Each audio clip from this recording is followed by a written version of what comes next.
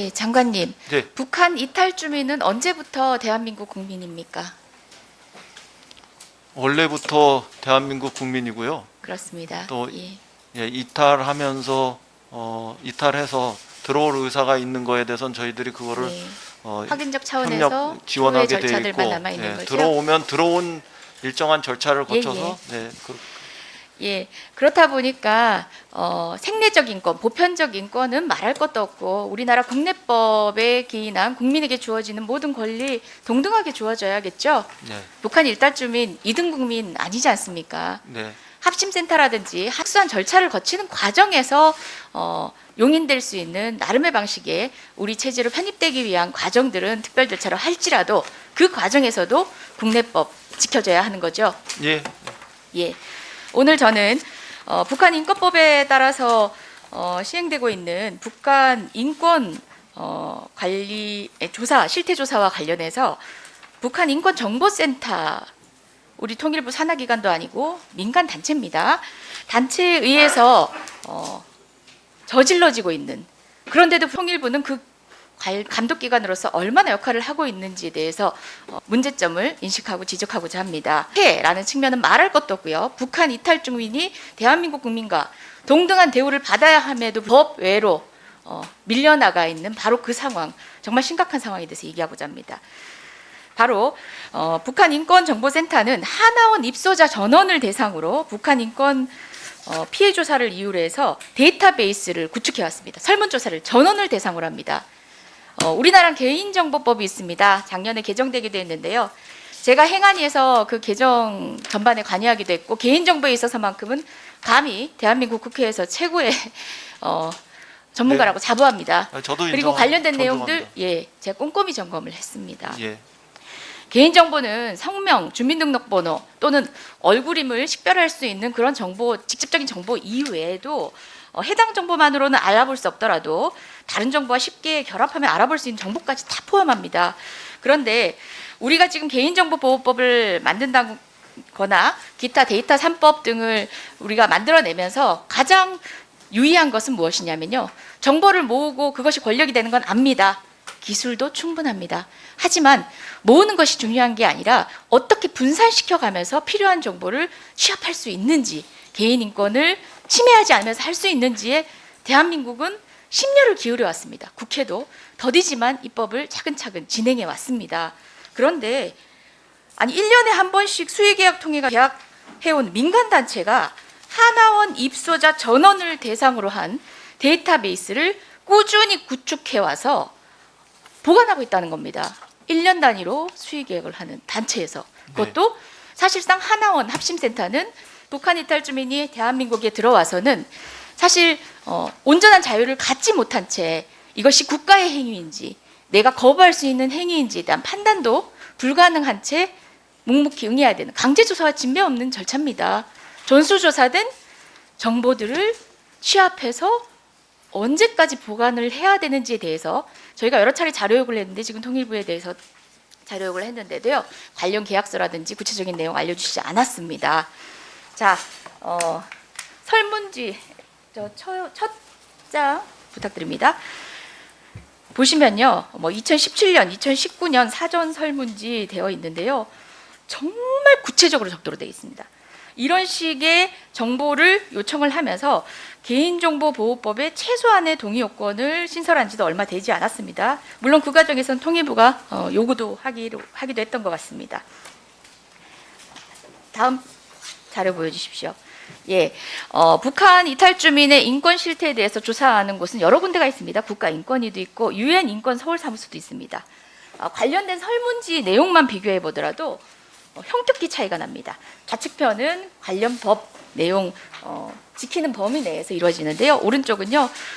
정말 그 당사자가 아니면 쓸 수 없는 내용으로 인해서 개인의 신변이나 개인의 구체적인 역사, 개인의 삶을 모두 다 기록하게 되어 있습니다.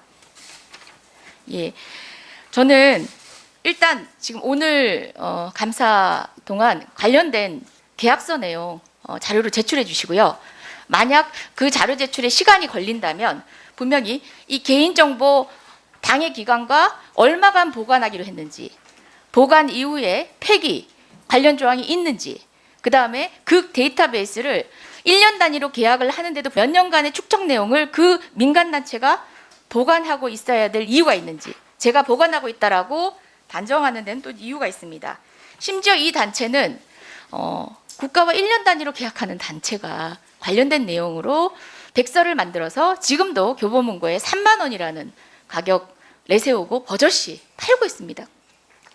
저는 이해가 되지 않습니다. 이게 국가에 집적된 정보로 다른 방식으로 활용될 때도 굉장히 엄격해야 하는데도 불구하고, 그것도 얼마나 불안한지입니까? 북한 이탈 주민입니다. 대한민국 국민 이상으로 요보가 필요한 정보입니다. 그런 정보를 민간단체 일임하고 관리 감독 얼마나 되었는지 의문입니다. 관련된 내용 제가 추가 정보가 없어서 더 알지는 못하겠지만 분명히 지금까지 확인된 내용, 축적된 개인정보 데이터베이스, 개인의 신상을 탈탈 턴다 할 정도로 모두 가지고 있습니다.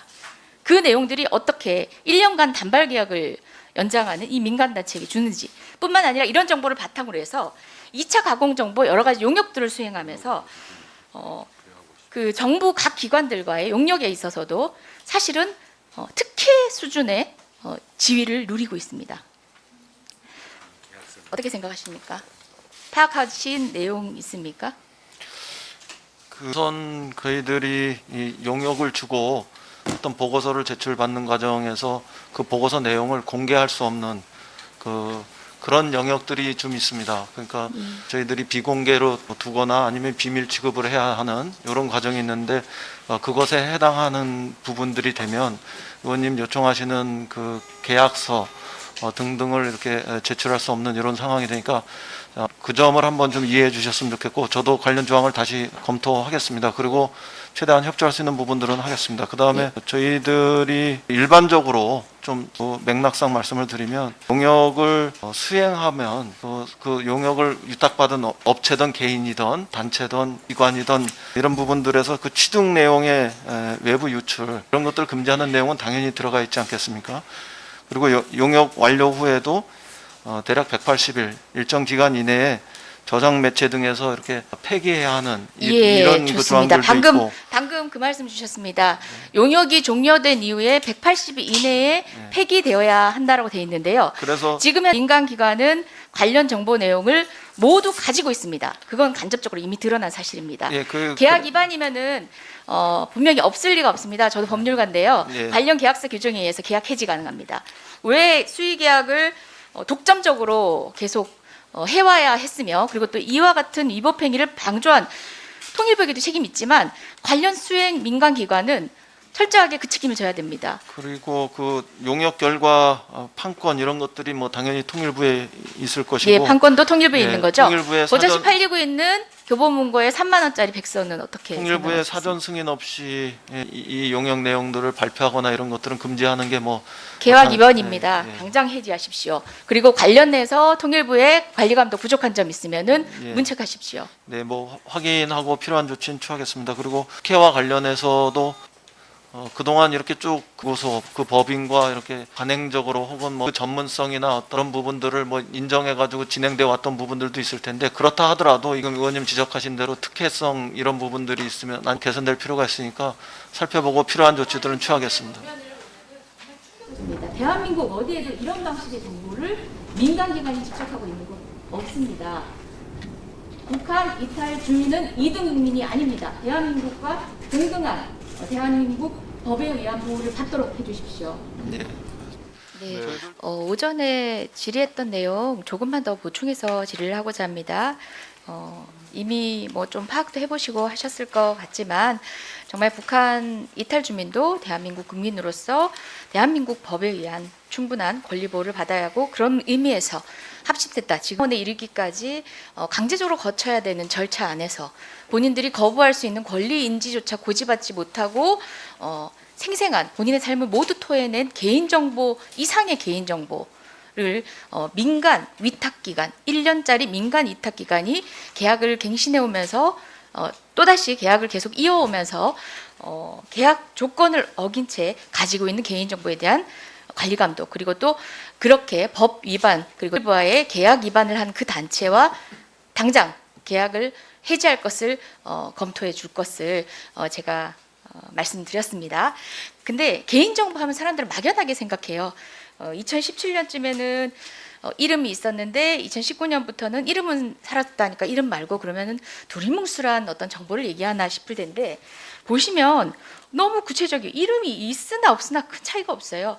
이전에는 이름, 성별, 생년월일, 그 다음에 주소, 출생지, 주요 거주지, 그 다음에 학력, 인민학교, 고등중학교, 전문학교, 대학교까지 다 적도록 돼 있습니다.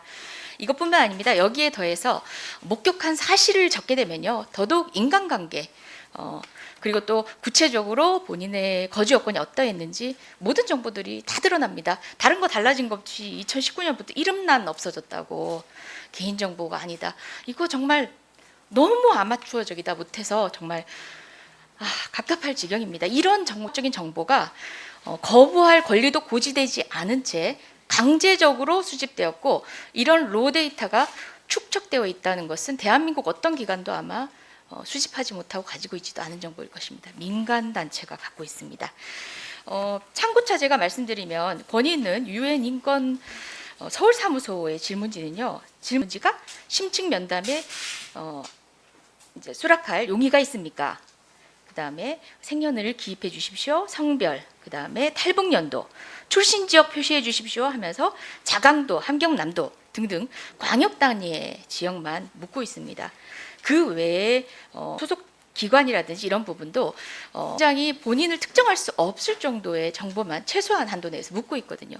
이게 상식적이죠. 대한민국 국민 누구든 자기 개인 정보를 누군가에게 쏟아낼 때는 이 정도의 절차는 거칩니다. 하지만 정말 국정원 조사도 아니고 민간 단체가 위탁받은 조사에서 이렇게 세부적인 정보, 저는 이건 과거에 대한 정보 침해 문제가 아닙니다. 이런 막대한 정보가 축적되어 있고 그런 과정을 통해서 대한민국 사회에 나온 북한 이탈 주민이 스스로 자유롭다고 생각할 수 있을까요? 정말 족쇄나 다름없고 스스로 1등 국민이라는 생각 저는 할 수 없을 것 같습니다. 어떻습니까? 좀 검토해 보셨습니까? 1년 단위로 계약을 하긴 했지만 아까 언뜻 언급 주신 내용을 보면은 분명히 용역 종료 후에 180일 이내는 관련된 네. 정보를 하도록 되어 있었고 그 규정 지키지 않은 것이 자명해 보입니다. 심각한 법 위반 상황. 관련자들 그 민간단체 관련자분들은 이제 관련법으로 처벌될 수도 있는 상황입니다. 책임자들은 그런 상황에서 계약 해지 검토하시겠습니까?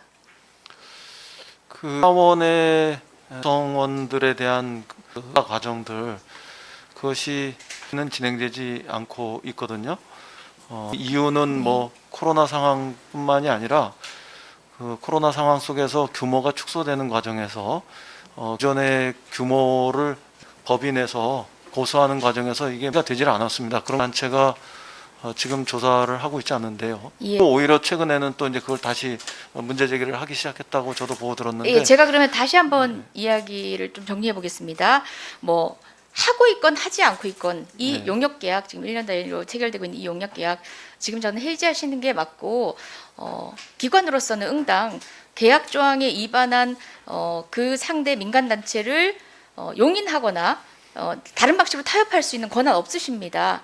그리고 제가 알고 있기로는 아마 네. 모든 북한 이탈 주민에 대한 전수조사를 하고 있었는데 강제적 전수조사죠 사실상.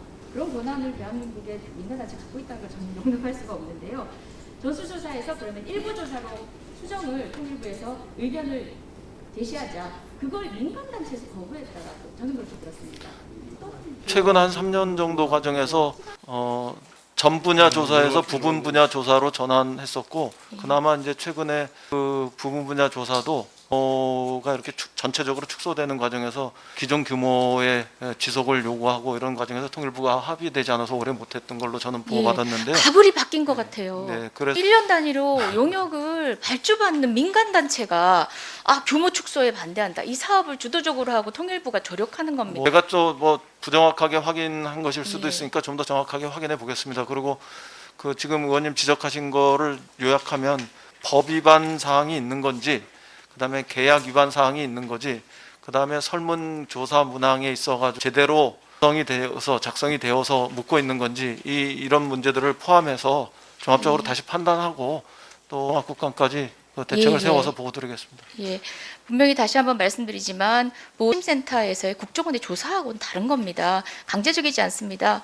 조사에 응할지 말지부터 물어야 대한민국 국민이 응당 개인정보를 누군가에게 제공할 때 요구받는 절차 중에 하나입니다. 그런 네. 절차 없었습니다. 예. 이 부분에 있어서 통일부가 정한 이탈 주민을 또 다른 국민으로 계층화시켜 생각하지 않는 이상 지금 당장 필요하다고 봅니다.